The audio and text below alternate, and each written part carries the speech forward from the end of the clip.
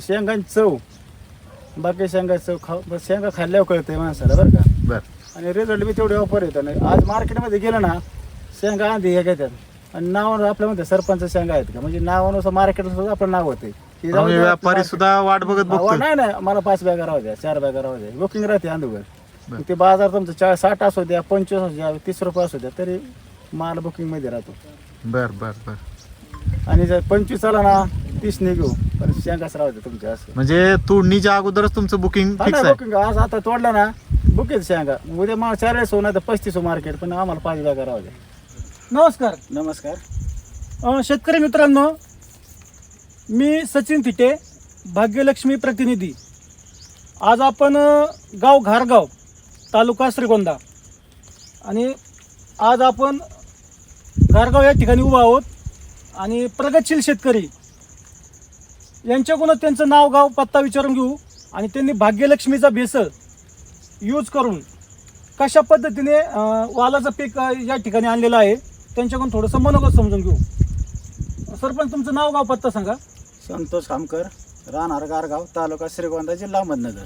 Okay. आपण भाग्यलक्ष्मीचं बेसळ भरला होता आणि स्लरी यूज केली ती स्लरी जिओगेन आपलं. जिओगेन. ओके. तर हे व्हरायटी कोणती आहे? अंकुर 183. म्हणजे अंकुर 183 व्हरायटी. साधारणतः प्लॉट चालू झालेला किती दिवस झाले आपला? आज प्लॉट झाला 15 दिवसाला झाला. पहिला थोडा आपण राऊंड घेतला 100 किलो निघला. 100 किलो. परत 600 किलो निघला. नंतरचा 600 किलो. हा आणि आता 1000 माल बंद नाही तोडायचा. पुढे गेला तर परत 27 किलो परत बी निघा 1000 तुटून सुद्धा 1000 किलो निघून परत. म्हणजे 15 दिवसानंतर पहिला 100 नंतर 600 नंतर 1000 आता 1000 किलोचा तोडा निघलाय. अर्धा एकर क्षेत्र आहे आपलं. Okay okay. 20 गुंठ्यामध्ये 1 टनाचा तोडा झालेला आहे शेतकरी मित्रांनो. पाहू शकतो आपण इथं आज झाडांची चमक शेंगांची चमक फुलांची ग्रीन. आता वातावरण पाऊस असल्यामुळं बाकी झाडांना फुलण्यात आपली सेटिंग बी चालू आहे शेंगा बी चालू आहे म्हणजे बंद नाही काहीच एकदम व्यवस्थित चालू आहे. व्यवस्थित चालू आहे.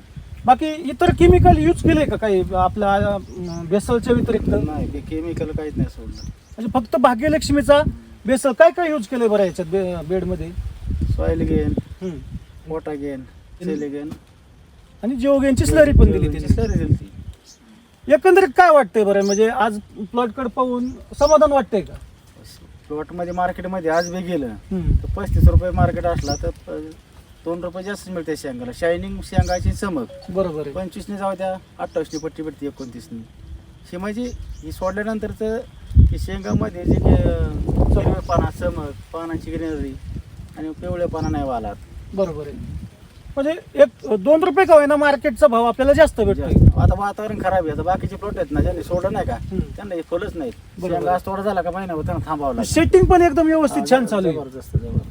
मग आपल्या भागात जे वाल उत्पादक शेतकरी येतं मग त्यांनी भाग्यलक्ष्मीचा भेसळ वापरून तुम्ही तर समाधानी येतं. वालच पीक नाही कोणत्याही पिकाला बेसळ वापरला पाहिजे. वाल बरोबर. सोडून द्या टमाटे वापरा तुम्ही ऊस वापरा फक्त टाकून बघा मग रिझल्ट घ्या. टाकल्याशिवाय रिझल्ट येणार नाहीत ना.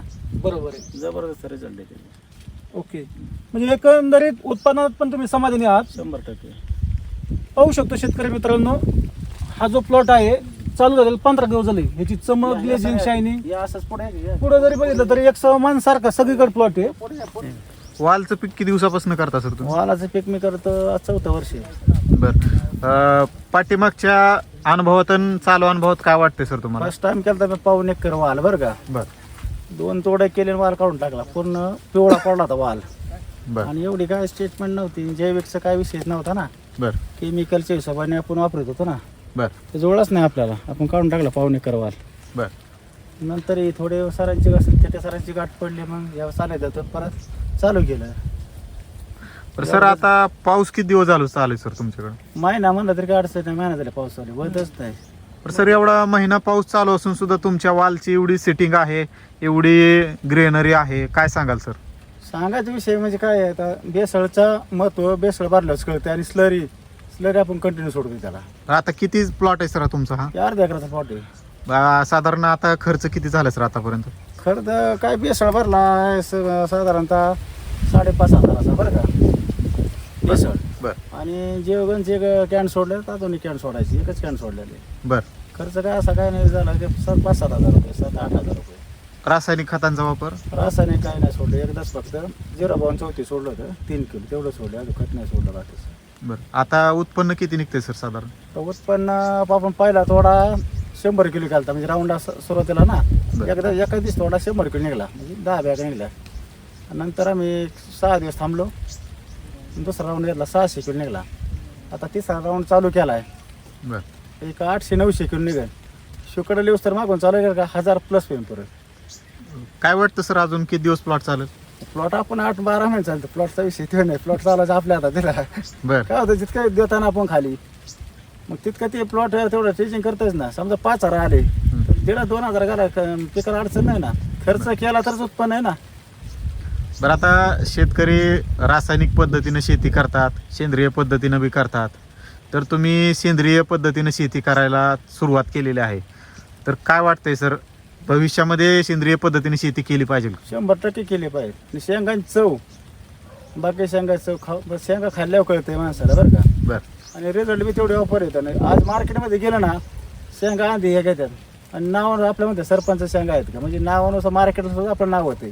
व्यापारी सुद्धा वाट बघत बघतो. नाही नाही, मला 5 बॅगा राहू द्या, 4 बॅगा राहू द्या, बुकिंग राहते अंदोगर.